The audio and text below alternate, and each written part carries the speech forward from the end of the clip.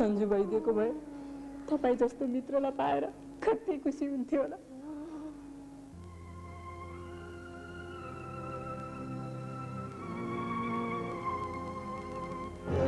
भाउजू, आजदेखि तपाईँ यहाँ बस्नुहुन्न। कहाँ लैजाने त मलाई? मेरो घर। आजदेखि तपाईँ मेरो घरमा बस्नुहुन्छ। यस्तो अवस्थामा तपाईँ यहाँ एक्लै बस्नु उचित हुँदैन। होइन जितु बाबु, म यो घर छाडेर जान सक्दिनँ। यस घरमा मेरो सन्जुको सम्झना गाँसिएको छ। मलाई लाग्छ मेरो सन्जु यतै कतै उभिएको छ। तपाईँ पढे लेखेको हुनुहुन्छ, यस्तो मूर्ख जस्तो कुरा गर्नुहुन्छ। तपाईँ अब सन्जुलाई बिर्सिदिनुहोस्। ऊ अब कहिले फर्केर आउँदैन भाउजू। ऊ अब कहिले पनि फर्केर आउँदैन। नै सन्जु बाबु, नगर्नुहोस्। मेरो मुटु भनिरहेछ मेरो सन्जु आउनेछ, अवश्य आउनेछ। ईश्वरले गरोस् ऊ फर्कोस्। तर तपाईँ यहाँ एक्लै बस्नु उचित हुँदैन भाउजू। हामी उसको बाटो आफ्नो घरमा बसेर पनि त कुर्न सक्छौँ। जाउँ भाउजू, जाउँ। बिस्तारै उठ्नुहोस्।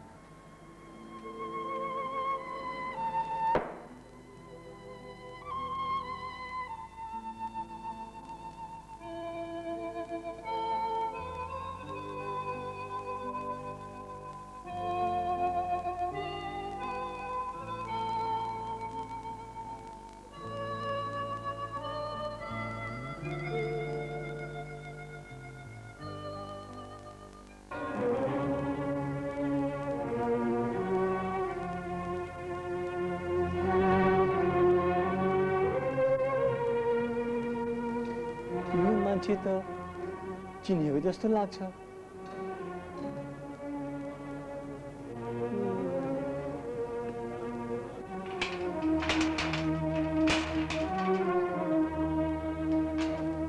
यदि म कुनै गल्ती गरेर छैन भने कहीं तपाईँ सन्जु बाबु त होइन, धनदासीको छोरो हो? म त्यही सन्जु हो। तँलाई के मतलब? जा आफ्नो काम गर। यदि तपाईँ दुःख मान्नुहुन्न भने तपाईँको श्रीमतीको बारेमा म केही भन्न चाहन्छु। तँलाई थाहा छ कहाँ छिन् सङ्गीता? भन्न, कस्तै छिन् सङ्गीता? भन्न भन्न कस्तै छिन् सङ्गीता? कस्तो छिन्? उहाँ त यति खुसी छिन् कि तपाईँसँग बिहे गरेर पनि त्यति खुसी थिएन होलिन्। तपाईँको एक्सिडेन्ट भएपछि उहाँले बुझ्नुभयो कि तपाईँ स्वर्गवास हुनुभयो अनि तपाईँकै साथी जितुसँग बिहे गरिलिन्। बुझ्नुभयो? त के बोल्दैछ? त के बोल्दैछ? के बोल्दैछ? हजुर विश्वास छैन? म यो टोलको मान्छेहरूसँग सोध्नुहोस् न, के यही दुवैले बिहा गरेर हो कि होइन? कसलाई सोध्ने? तपाईँहरू भन्नुहोस् न, हो कि होइन? म झुटो बोलिरहेको छु? हो कि होइन? तपाईँहरू भन्नुहोस् न, हो कि होइन? मलाई आइको जमाना छैन। भन्नुहोस्।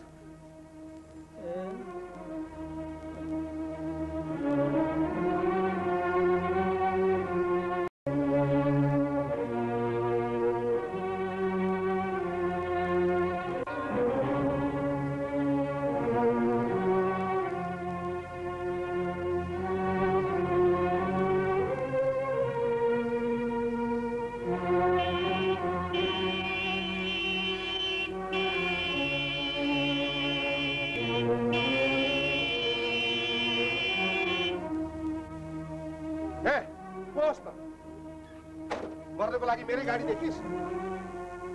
Sorry sir.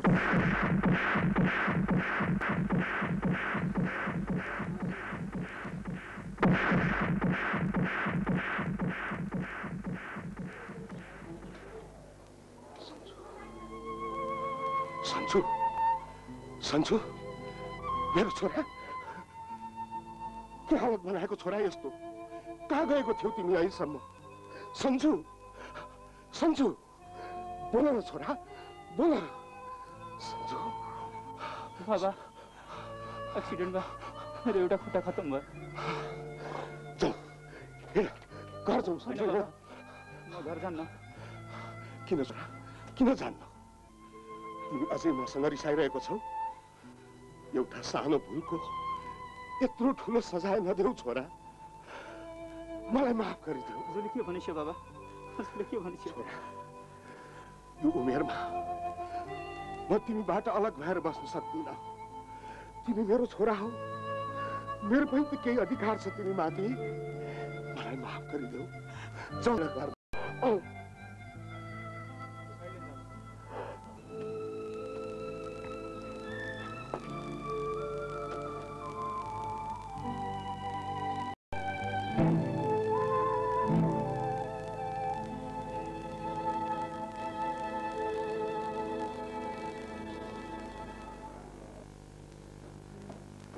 साबी, हेर त को आएको छ? हाम्रो सन्जु आएको छ साबी, हाम्रो सन्जु आएको छ। साबी, मैले तिम्रो छोरालाई लिएर आएको छु। म भन्दै थिएँ नि एक दिन छोरा अवश्य घर आऊ भनेर। कहाँ गएको थियो बाबु सन्जु? आफ्नो छोरा कहाँ गएको बाबु तिमी?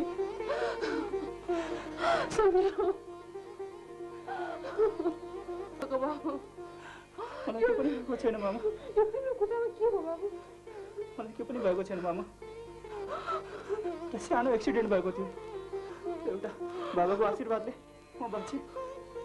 ईश्वरले तिम्रो साधुको भेषमा तिम्रो हृदयको कोखलाई ईश्वरले फेरि भरिदिए।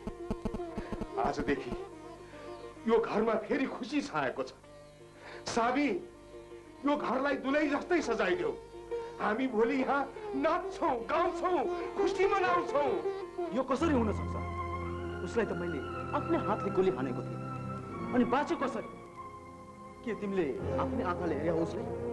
हेरे मात्र होइन, म उसँग कुरा गरेर पनि आउँदैछु। अब के हुन्छ? अब त सन्जुले हामी मध्ये कसैले पनि जिउँदो छोड्ने छैन। ए साउ, मैले पनि हातमा चुडा लगाएको छु। एक पटकले बाँचे पनि अर्को पटक त पटक्कै बाँच्छ। म त भन्छु जोसले होइन होसले काम लिनुपर्छ। कसरी? सङ्गीता र सन्जुको आडमा जितुलाई बर्बाद गर्न सकिन्छ? मतलब? माया प्रीतिको आगो भने त ज्वालामुखी भन्दा पनि ठुलो हुन्छ नरेन्द्र बाबु। जितु सङ्गीतासँग असाध्यै प्रेम गर्दछ। यो कुरो त मैले भेट्ने बित्तिकै भनिसकेको छु कि तिम्रो स्वास्नी तिम्रो साथी जितुसँग बसिरहेको छ। यो काम तिमीले राम्रो गर्यो। बाँकीको काम म छायासँग गरौँ।